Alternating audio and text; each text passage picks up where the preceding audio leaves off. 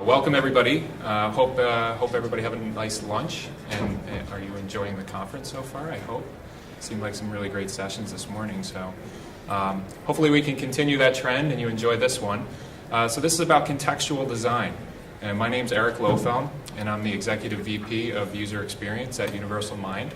And I'm going to be the moderator on this great panel here that we have to talk about contextual design with you.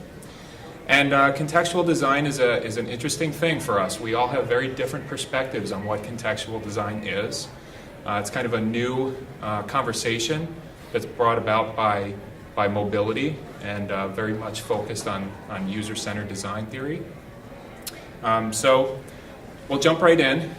One housekeeping thing is that at the end of the session, I guess they're switching over, and everybody needs to go to the main ballroom at 2:20.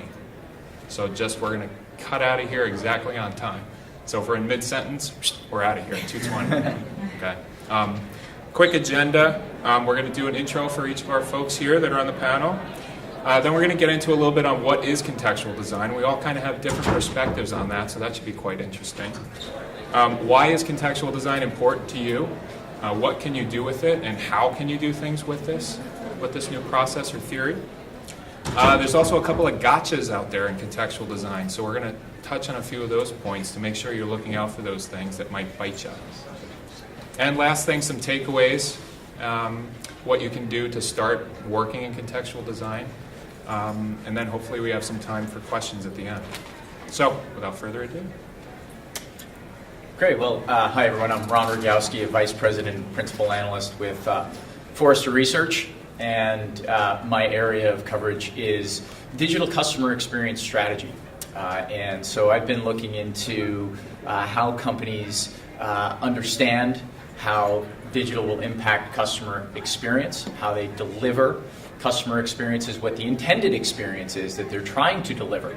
So I also am currently working on a piece of research that is really talking about the future of personalization as being contextualization. So it's my pleasure to be here on this panel and speaking with some other distinguished guests. Hi everyone, my name is Kirkland, and I'm the CEO of Neurodesign Inc. And what we do is we actually look at the science behind good customer experience. So as a company, we're really looking to bring back humanness into the business so that businesses, we help them to really understand and educate them on some of what are the neuroscience principles that are going on that are creating positive or negative brain triggers for the person who's on the other side of the interaction. So with that, contextual inquiry is very important to us, and our goal is really to use the neuroscience principles, user experience best practices, customer experience best practices to help create a future state of both service design and software design. Hi, I'm Mike Mohageg. I'm Vice President of User Experience at Oracle. I manage user experience for a pretty wide and diverse set of products at Oracle. Oracle's a big company, so there's a lot going on, but the area that I'm responsible for, I won't sort of bore you with all the different products, but the kinds of users that we're designing for range from sort of pure end users, the kind of person who might use Facebook, let's say, or Yammer or something like that, all the way to more traditional IT admin type users. And then even some of the products we work on are geared towards developers. So it's a pretty wide range of products that we look after. And I'm here really to kind of represent the enterprise side of things, the very warm and fuzzy and friendly enterprise world. So I'm looking forward to the next hour or so and see what I can contribute, but also what I can learn about contextual design. Great, thank you everybody. So one of the first things you probably thought when you read the title to this session was contextual design. What is it? I've never heard of this. I'm a designer, I'm a developer or a business person. Contextual design is maybe a term that you may not have heard. In fact, in the room, just quick show of hands, who has heard of the theory? Oh, good. Well, that's great. Wonderful. So it's a new way to think about design, and we like to call it Big D design thinking, where you're thinking more in terms of what an overall solution would be as opposed to a graphical solution or a technical solution. You're really immersing yourself in the human-centered aspect of what you can provide for users. So we're going to just take a couple of minutes and kind of talk through three very different perspectives on the definition of contextual design. So why don't we let Lori go first? Ladies first. All right. Great. Okay, great. So, Eric, I agree with you. There's a lot of different definitions, and I think it's a field that is really being kind of played out right now. For me, specifically, when I think of contextual design, I think of it as really understanding the person who's using the software and understanding what their world is like. So some of the practices that I use is something called mindful observation, which is actually going out and conducting non-leading, non-judging interviews in the context of where the person is actually using the software. So for instance, if you think about, let's say you've got a field worker for a telecommunications company. Well, they might be driving around in their truck all day and only have access to a smartphone. You need to be able to know that before you can design an application for them. So understanding really what is the context of their environment. Another example could be looking at, let's say, you're a marketing manager for a major airline. Well, you're probably going to be sitting in your desk all day thinking about, okay, I have 4 or 5 other systems that I need to use, as well as, or maybe the social media things as well. So what I consider contextual design is us as designers really internalizing and gaining empathy for what their world is like and understanding where the particular application or interaction with the customer is, where that fits into their larger role. So that's kind of what I think of it. Great. Ron? Sure, I'll jump in. And so really the way I think about this, and it builds off of what Lori's saying, is, first off, think about design as a process, not just a thing, not just an end product. Design is a process. So as you're going through this process, and design really is a way of finding a solution to a problem. And in order to find the right solution for the people you have in mind, I'm going to try not to say the word user as much as I can, although we all fall into that trap. I've heard it said that drug dealers and Starbucks are the only ones who have users. So I try to say people, but I also often do fall into that trap. But understanding what is the background, what's going on with these people, not just functionally, not just what do they need, but what are their emotional needs, what are the drivers behind that. So that gets into some of the context that Lori's talking about. I also think about this as kind of an additive thing. So understanding kind of the archetype, if you will, of the user is very important. The persona, if you will. And so I might talk about this in some ways as, if you'll forgive me the term, personalization. We go in and we have a sort of target audience in mind, an archetype, and that sort of individual will represent a group of people with similar behaviors. Beyond that, we get into personalization, which is how do we understand, take the past history of some individual and then provide things that are relevant. You see this all the time. Sites like Amazon and many other commerce sites are really good at this. But then there's this other thing, because personalization is often very explicit. You know what's happening. Contextualization is a little bit more sophisticated. It tends to be more implicit. It is delivering things based upon all that you know about that sort of type, that person, that persona, if you will, their general behaviors, but also the feedback they're giving you in that moment. And to me, this is a real big thing about context.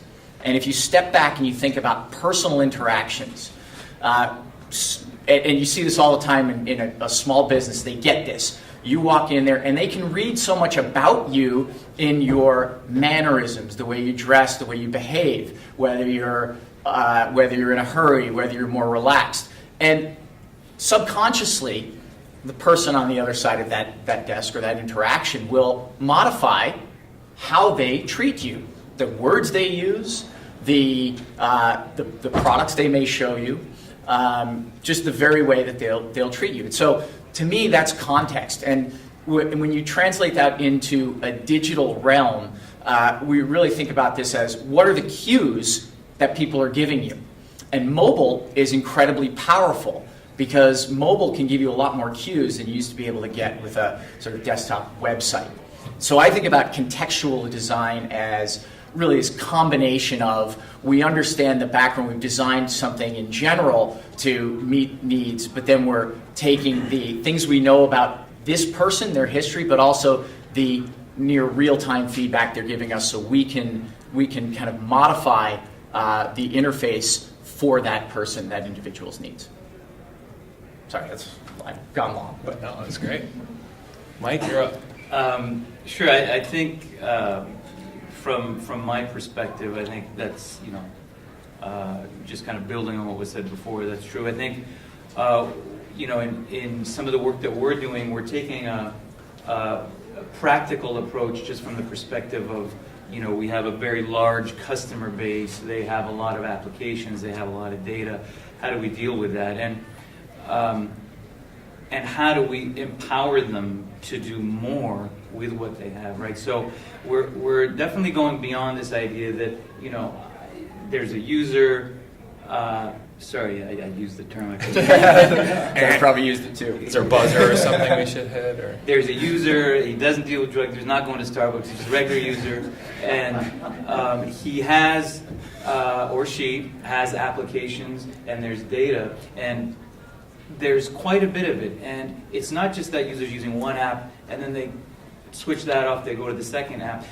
We're looking at ways to get these things more interconnected and even look for patterns that exist among these applications and this data and try to surface that to the user in a useful way. So I'm leaving some of the backdrop that Erik, that Ron and Lori already went through. I'm not going to repeat that. That definitely stands, but just kind of taking it to just adding that layer of practicality on it, that's what we're looking at. And not only is it from all this customer data that they have access to, and how do we leverage that in a more contextually appropriate way, also layering on things like mobile, exactly echoing what Ron said, which is, it's not a website, it's an application now, right?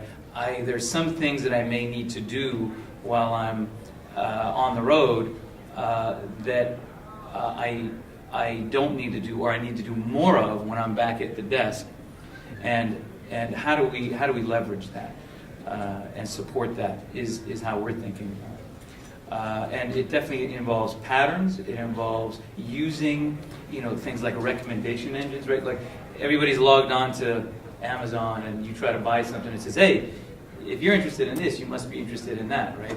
Well, that's a really little bit of context right there that is being circumscribed to you. Enterprise apps can do that in incredible ways because we have so much data about what this user is doing, what they have access to, and what they've done in the past. So those are the kinds of things that we're experimenting with, along with more practical things from a technology standpoint, like responsive design. And I might hold it there, and we go into that a little bit more when we go into details, but that's our definition. Mine. Great, yeah, and it's interesting because as you were both speaking to it, I was jumping into what Mike was pointing out, and that contextual design in an applicable sense is taking not one experience, not one application, not one touch point with a customer or consumer. It's holistically, how can you make intelligent recommendations in one experience that reflects and pulls information and data from other experiences. One simple, great example, if you can check it out today, is Evernote on the iPhone. If you notice, if you're in Evernote and you start to take a note in Evernote, Evernote actually queries your calendar. And it pulls information from your calendar so that if I'm sitting in a meeting, it actually fills in the headline for me of the calendar label that I have in my calendar. And so it kind of makes a recommendation that, oh, you're sitting in this meeting, you should probably call this note the MobileBeat meeting, and it'll fill that in for you. It's kind of a very small little touch point, but when you see that and you go through it, you add those things together, and that's where the power of some of these interconnected applications really start to gain momentum. So great. Okay, so a couple of different definitions, but all leading to the same place effectively. So the next question is, okay, we understand this, we get this, we've got a couple of examples of things that we've seen. Why? Why do we even care about this? Why is this something that we should be concerned with? Why is this something we should build towards? What are the benefits of this? So, Mike, why don't you start? You were last there, so you start this one. So I think from my perspective, there's a couple of big items on that. One is just because it's good design. I think it's good design, and it leads to a good experience for the users. And we always talk about, for a long time, we've been talking about delighting the user. And yeah, sometimes we get there, sometimes often we don't. This is one of those areas that kind of excites me, where I think we could really delight the user by making connections for them that they wouldn't necessarily think of right off the hand, but are really obvious. And then you see that and you go, yeah, that's great that you did that, right? Like, simple example would be, I get a phone call from somebody and I can identify who that person is. And in my contacts list, I don't have a picture of them, but there's probably all kinds of places, other apps, for instance, other resources where I have a picture of that person. It'd be great if that connection could be made automatically populated. That's a delightful kind of experience for me, and I think it's the kind of thing that we're thinking about. So it's good design. The other part of it, again, from the enterprise perspective, I think from any business person's perspective, is that it's good business. I think while contextual design, I think, means a lot of bespoke, specialized kinds of experiences for people. At the same time, there's an opportunity for reusability of content and data that you have, right? A simple example of that would be, again, back to responsive design. If I can define my application and the data associated with the various pages in my application once, but have that UI information mold itself to, say, the device I'm on, right? And or adjust what it shows me based on the kind of connectivity I have, then we're getting a lot of engineering efficiency and business efficiency out of it as well. And at Oracle, that matters a lot. I think at most companies it matters a lot, right? And so we're looking at that. It's not the old. I know I'm dating myself a little, but it's not the old Java refrain of write once, run anywhere. It's not that. It's kind of building on that a little bit more and being a little bit more sensitive to the context. So for both of those reasons, I think it's good design, and I think it's good business. I Go for it. was going to say, to build on what Mike's saying, I think you're absolutely right. Repeating things and using data that you have for the user is really important. If you look at what's going on within someone's brain from just kind of positive and negative brain triggers, we're all hardwired to want to be able to fit in and to want to be able to move through things on our own. And part of that repeating experience is, like, whether it's making sure that you always do the same type of search throughout any of your application, actually relaxes and rewards the person who's actually using the application. On that note, there's also something as far as customer loyalty goes and customer happiness and how kind of safe somebody feels with a company. There's this idea of mirror neurons, that when somebody has an experience, there's actually a pathway that is built in their brain to decide if this is a positive or negative experience. And that experience changes with every time you interact with that company or that specific application. Now the thing is if you build that experience with the perception that you really are trying, you really have good intention, then that person's going to feel relaxed and safe. Whereas if it's difficult for them to be using, like you may not understand the context of how they're using their software and it doesn't fit in with what they do the rest of the days, their mind is actually creating a pathway that's saying it's negative. And it's much harder to get rid of the negative than it is to create the positive. I think we can probably all think of bad experiences in our life where you're like, I hate that company, I'm so frustrated. Or, delightful experiences. Like I love Zappos, I love Amazon, just really easy companies to work with. And that's because biologically what's going on for me or the end user is that they've created the perception that they're trying to do good. So therefore, understanding that context is really important so that you can make sure that you're making the experiences as intuitive as possible. And the idea of perception is huge. We at Forrester, and our customer experience team, we define customer experience as the perceptions that people have of their interactions with a company. So, two things that I think are critical there. Perception, because it's not just a bunch of outcomes. Did this person convert? Obviously, we know that a positive experience correlates to those outcomes, but it is that perception of what was this experience like, and interactions, meaning all of the interactions that someone has with your company. It's not just a one-off thing, and there's little that's more frustrating than doing business with a company that has a whole lot of data about you and your behaviors and knows what you've done, and they don't use it to advantage. And by that I mean not the sort of, big brother is watching, all this stuff about me and you've done something that's kind of scary by knowing something about me that only someone very, very close to me could have known. See the whole Target story about how the father found out that his teenage daughter was pregnant because Target knew before he did.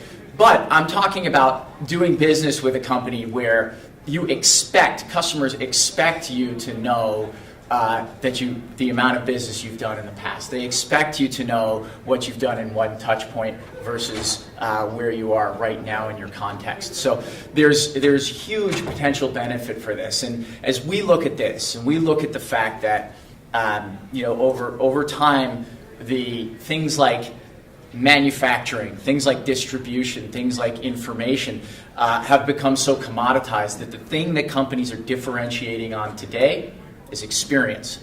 And the more contextual you can be, the more you can tap into those deep needs of a customer, know them, and present them the thing that they want to need when they need it. Then you're going to have a real great opportunity to differentiate yourself. So I love this point because all three of you have spoken to touching people in a way that impacts their life, and I think that's really critical when we're talking about this. Is that you said doing good for people or doing good for the user, but doing good for people is, if you really take that as a core. And was anybody here for WWDC last month, the Apple convention in town? Wow. Okay. On their website, I believe they have a video that they showed, which was one of those heartstring tugging videos that Apple puts out about how they're creating their products and services for the good of mankind. And somewhere in the back of my head, I really want to believe that that's why they're doing it, is for the good of mankind and not the bottom line.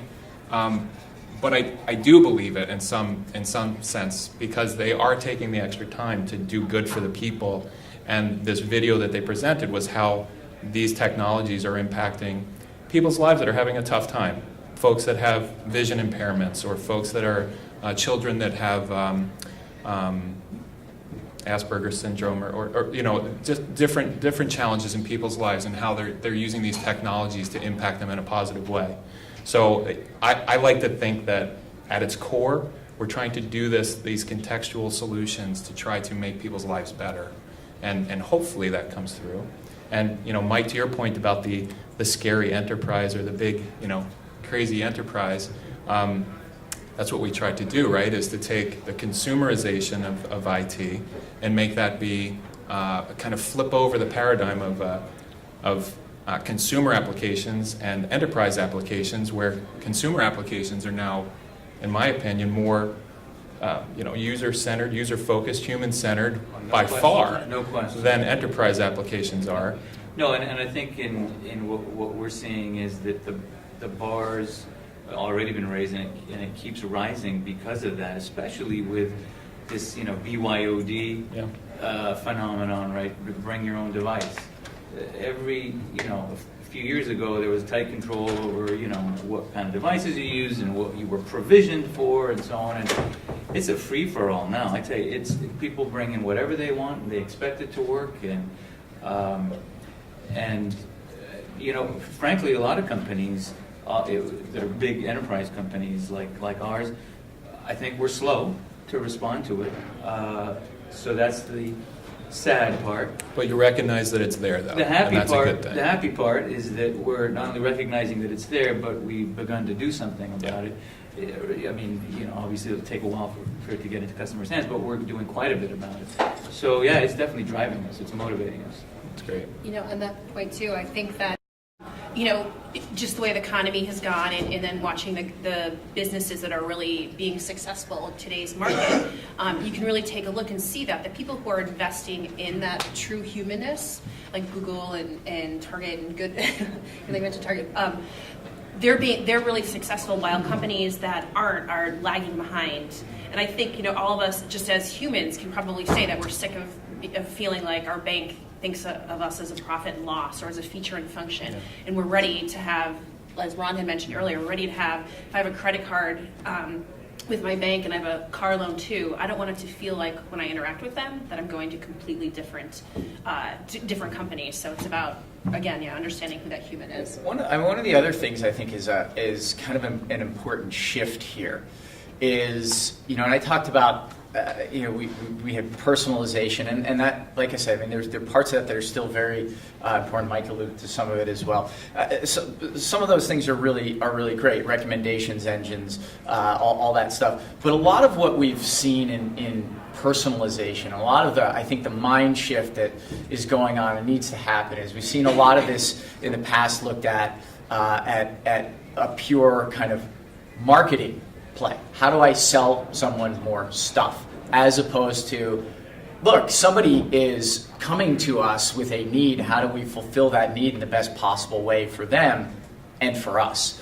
And so I think there's a bit of there needs to be this shift, and this shift from sort of inside out, where we have, isn't this great? There are all these devices. We can go out and we can touch people. We can reach people at any time, anywhere. To the outside in view, which is we are on call 24/7, 365 for our customers. We need to figure out what they need, when they need it, and be available to suit those needs. To me, that's a huge mindset shift that we see happening in a few leading companies, but will happen more broadly overall. One interesting point there too is that there also ends up being these overlapping contexts that end up impacting companies' perspective on customer experience. So Ron, I think your point on customer experience, over that being sort of a broader than just say UI or what happens when you call customer support. I mean, there's a bunch of things, all of them together. They're overlapping, and a lot of companies, you notice, are now really tracking trends on social media. What are people saying about my company? What are people saying about my support? What are people saying about my UI? And they're trying to analyze that, look for trends, and they care about it, and they do something about it. So that's where the user has a particular context with Twitter and Facebook and so on. But now it's overlapping into business because they're making a bad comment, say, about Oracle support. Right? Oracle's monitoring that and wants to do something about it if they care about your customer experience. Yeah. Consumers have it's just more, so much more power than ever, and it's driving so many changes in the way that companies pay attention. And ultimately, I mean, I think companies need to understand, need to start figuring out how all the parts fit together. And one of the things that I like to talk about is they should look at unifying the experience across, whether it's the social platforms and the applications, the websites and call center support, really throughout the entire ecosystem, to be more unified. And that doesn't mean uniform. It doesn't mean you have to give the same person the same thing in every single place. It means you have to give them the right thing in each place. But to the point that Mike and Lori were making earlier, there's opportunity for reuse and right sizing the different touch points for the for the context, and that you get through a number of means which we've already discussed. So we kind of touched on what this is, why you should do it, why you should care about it. Now let's get into the how a little bit.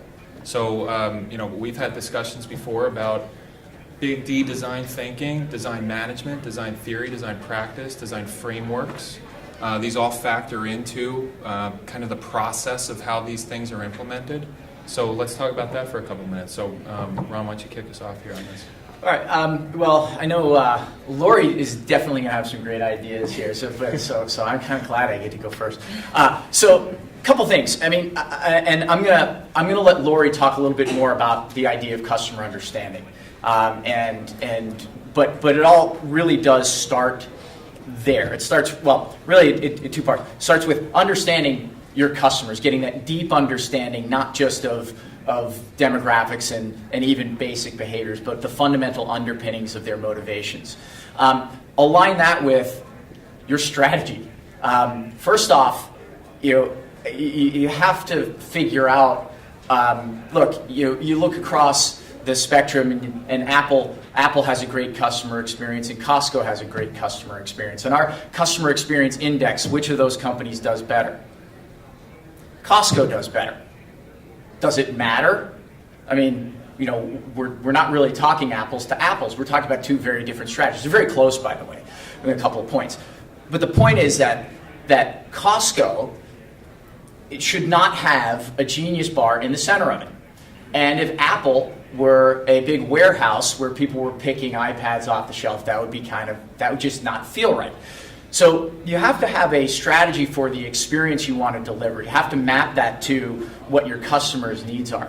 Then there's a whole process, and really it is this design process of going through and figuring out, how do we solve the problem for our customers? How do we understand the customer journey, where we need to give these people content, functionality, and how we can further cement the relationship along the way. And it is a process, it's a very iterative kind of thing. But I'm going to let Lori talk a little bit more about the customer understanding, because she's got some great insights there.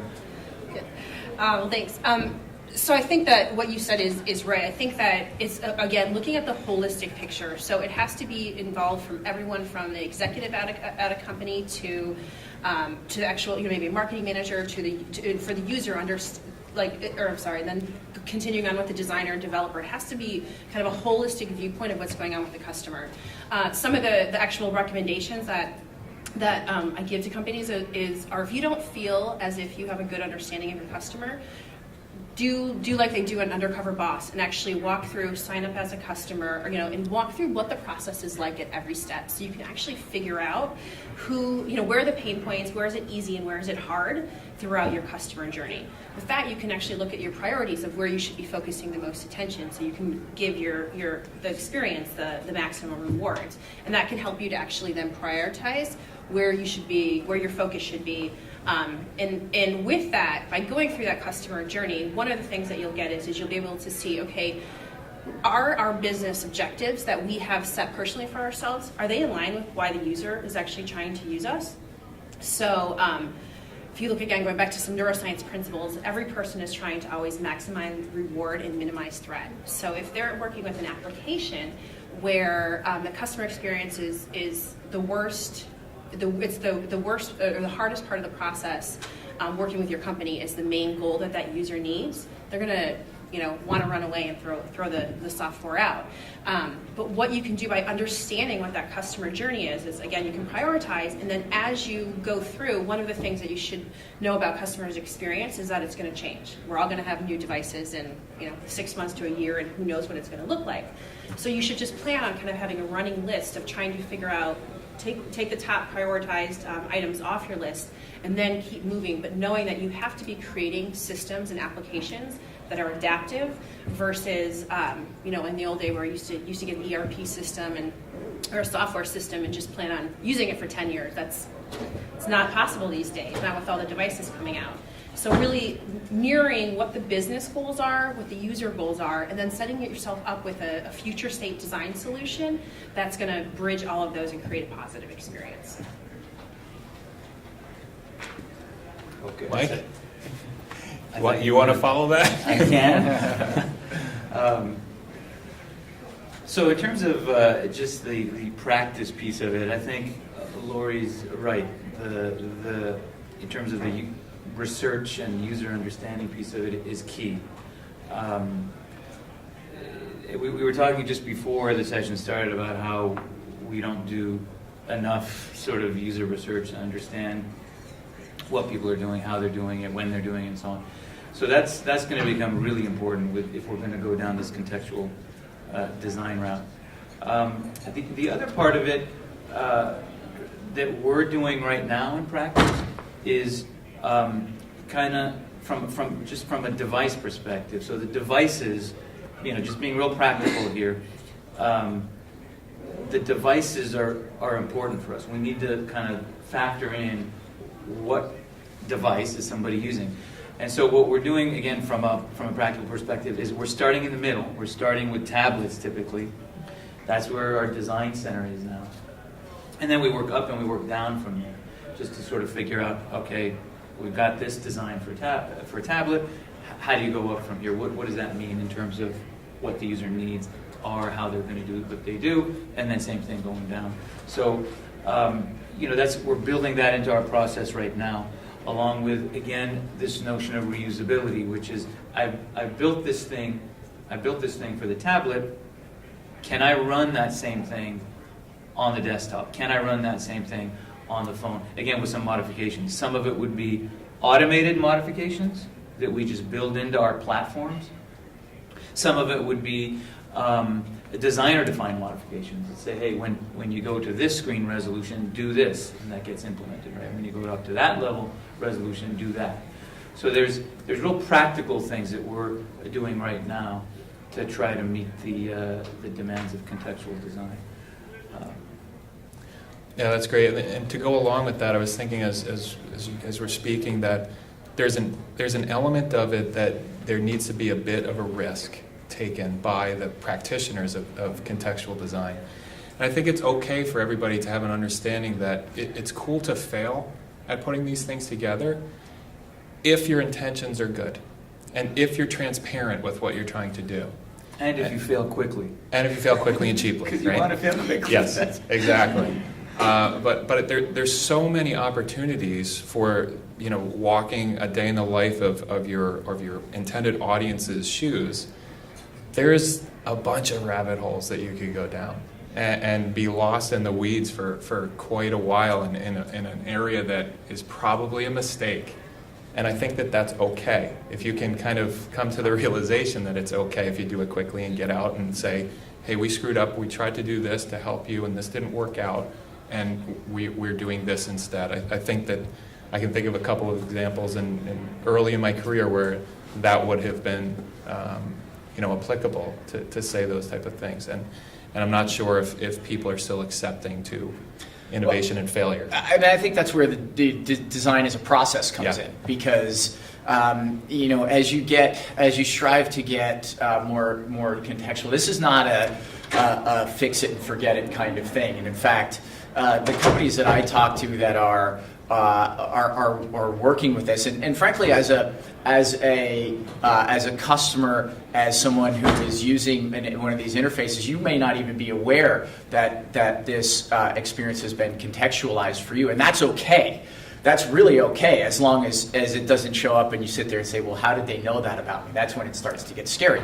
But I think, again, this idea of as a process, and any of the efforts that you're going to do to try to, take this sort of back end context, if you will, background context of your customers on this larger scale, and then apply the data that you have about an individual to an experience. That is going to require that you do a couple, probably many things, but a couple of key things. One is identify the important moments of truth where bringing that data to bear will help you, and that comes from mapping out the customer journey, looking at the places where the customer has that anxiety and saying, how do we remedy this? How do we actually fix this in the most elegant way?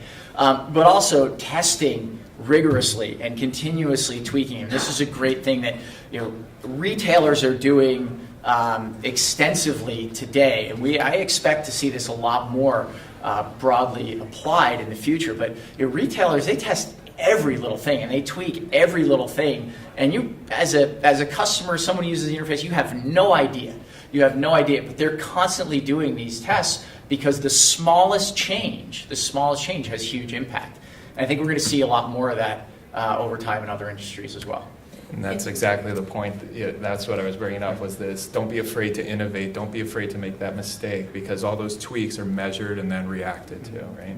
So. And I just wanted to add to Ron's point that I think really good contextual design, you probably won't even notice it. I mean, that's when the company is really supporting you.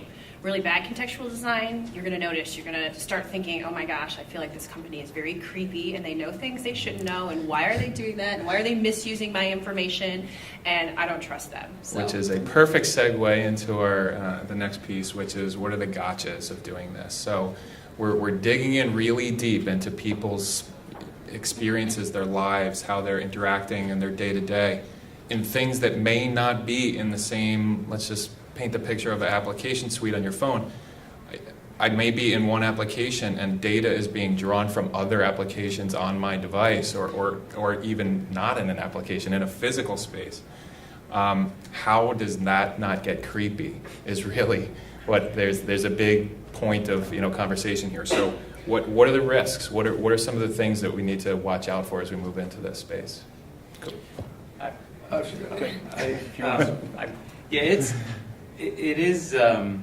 It definitely is challenging. One of my favorite memes right now is the one where Batman is admonishing Robin. I don't know if anybody's seen that, where Batman is giving Robin a hard time and Robin is kind of cowering in the corner, and Batman's saying, "Stop checking in. The Batcave is supposed to be a secret location, right?"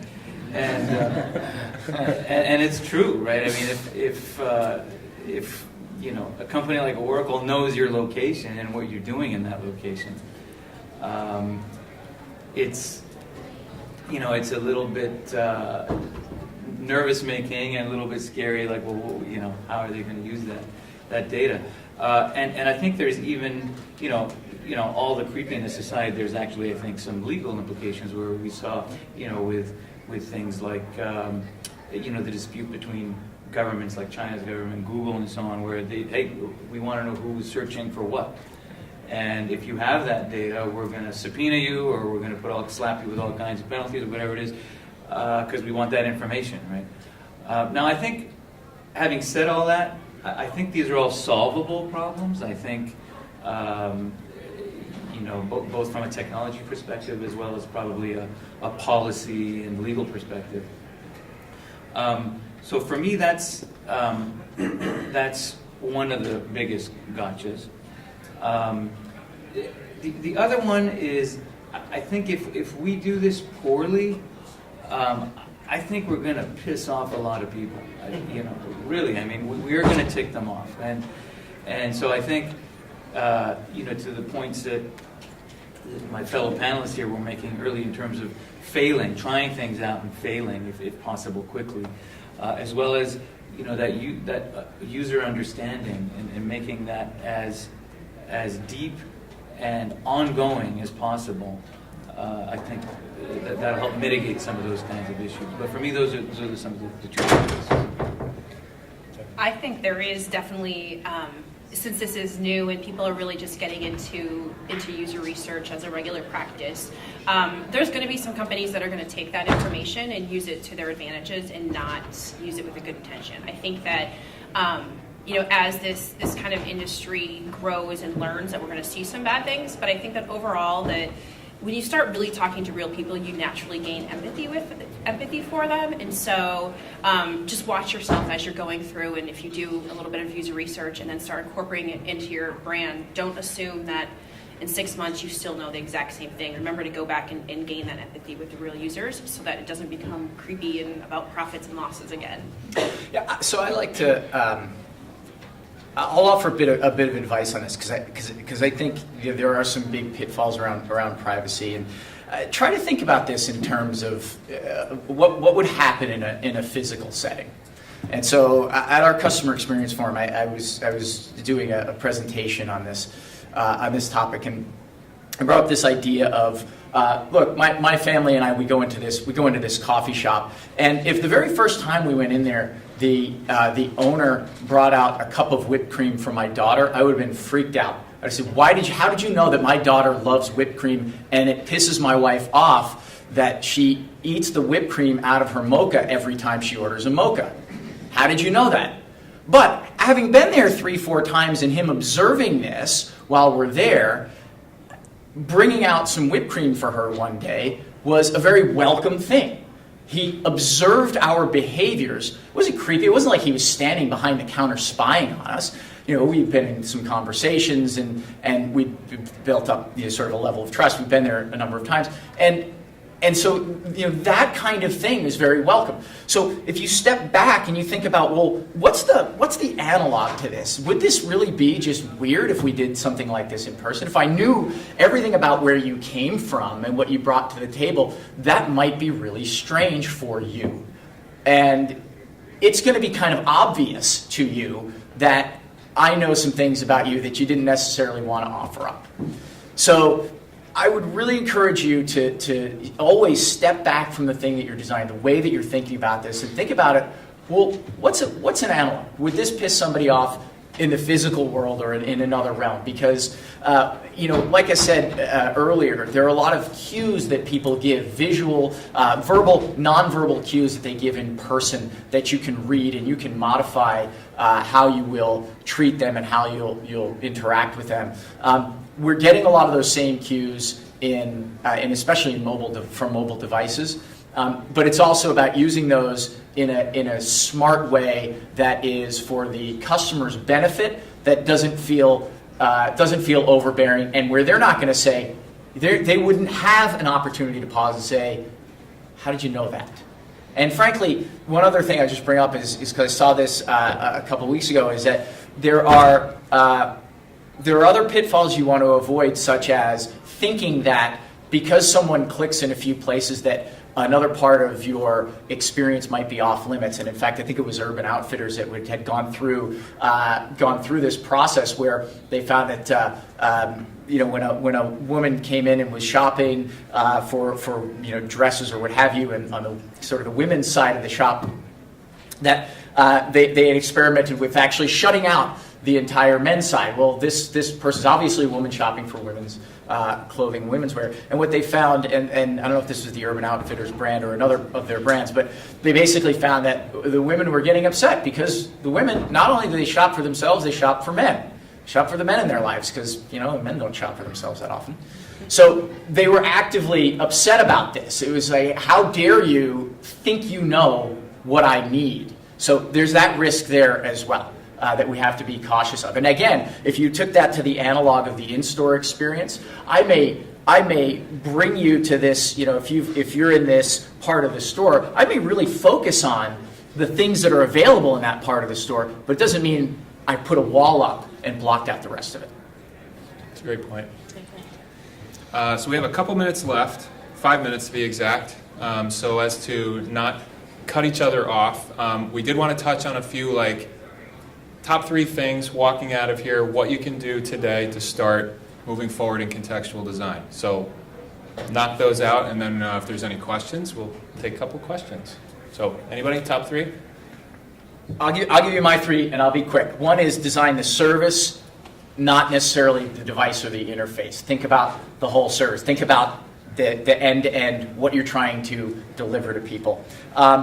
Also, actually, I think I had four, but I'll go keep it to three.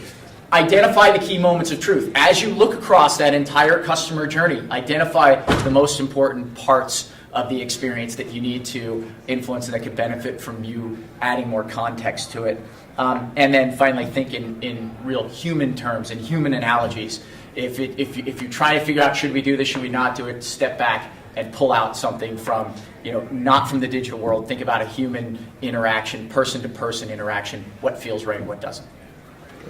All right, I'll go next. I think, of course, my first thing is going to be talk to your users. Take the time to just gain empathy for how they interact with your business, and whether that's at the very beginning, of course, is great. But if you're not able to, just make sure that they're involved in the creation.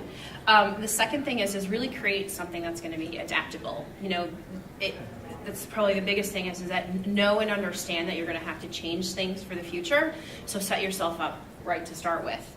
And then the last thing is don't be afraid if you don't get it right with your customers on the first time. If they really believe that you have good intentions, they'll allow you to continue to change and tweak that with no problem. Google, again, is a great example of what they have had a beta for 5 years, I think. And people, from that, people respond to Google very positively, like, hey, maybe we messed up, but we had good intentions. So remember that it's okay if it's not a grand slam on the first one, but continue to get that input. So my top three, one of them is definitely what Ron said, which is think about it from an end-to-end perspective, even more than we had to in the past. Really, that's one key thing. The other one, I kind of alluded to this before. We have to kind of double down on the user research part, because I think that's really, really key in trying to do contextual design. It's always been key, and in fact, the term contextual design we were talking earlier, it was around a number of years ago, and it was all about go into the user's environment, see what they're doing, bring all that information back, and then we'll design based on that. Well, the world's changed. It's a lot more dynamic, and their technology's changed, so you can get a lot of that information on the fly and adjust your UI. So I think the user research part, both doing more of it as well as leveraging the newer techniques that are available, whether that's new research methods like ethnographic and so on, or whether it's the technology getting that data back is really useful. And the third one is, for me, is just don't forget the same basic design principles, principles of good design. I think we don't want to throw any of that out, that good stuff out, throw the baby out with the bathwater, because I think the engineering problem is a little bit, and the user experience problem is kind of new, but I think the design thinking that user-centered design methodologies bring to the table, I think those are still solid, and we need to just leverage those. I think that's another key thing for me. And I'll just touch on a couple that build on these as well, with one exception is if you're not involved in responsive or adaptive web design right now, and you can apply that to your projects, get into it, because it in itself it is contextual. I'm on a tablet, I'm on a phone, I'm on a desktop, I'm on a laptop, I'm here, I'm there. Just the size, the physical parameters of the device, that in and of itself has a little bit of a contextual feel to it. So experiment with that if you haven't already, and it's not just a trend anymore, it's here. Really user-centered, we've said this already, but just to emphasize that the user is everything. Empathize with them, be a part of their life. Test. Go back again and again, and make sure that everything is spot on. So we have 2 minutes. If there's any questions. Yeah, can y'all name some apps that, in your opinion, has the best contextual design? I can think of, I can just give you one. It might not be the best, but it's one that's good, is LinkedIn. So if you go to LinkedIn on the site and use it, you're kind of got, you can just get around real easily. When they came up with their mobile application, it actually has basically the 4 main things that I want to do on LinkedIn all on one page. So that they really did think about how I was going to be interacting with how I'm going to be interacting with the phone, and just made it so that it's little simple icons. So I think that's a good example of expanded versus contextualized. And I have another one that's, if you, again, going back to Apple's keynote from last week, there's a new app that's going to be in OS 6 called Passbook. Passbook. Okay. And I don't think I'll be shot for talking about that because I think it's public. But Passbook is going to be a way to take movie tickets or your boarding passes that you get on the plane, and they'll be right on your home screen. And they're just the contextuality of that, of not having to dig around through emails or figure out where my boarding pass is to get on a plane, and the thought behind the user's experience and of those difficulties. That's a great one.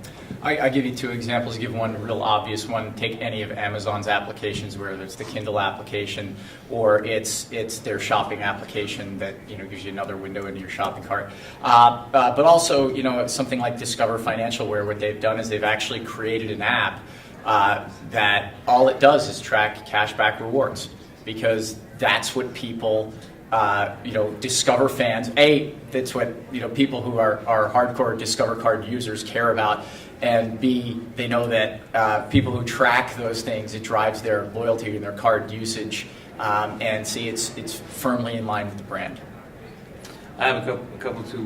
One was definitely Amazon with Kindle. The other one, which is similar, is Business Week. Believe it or not, Business Week's application for their reader is very cool, both for different orientations on the tablet as well as what they have on the iPhone.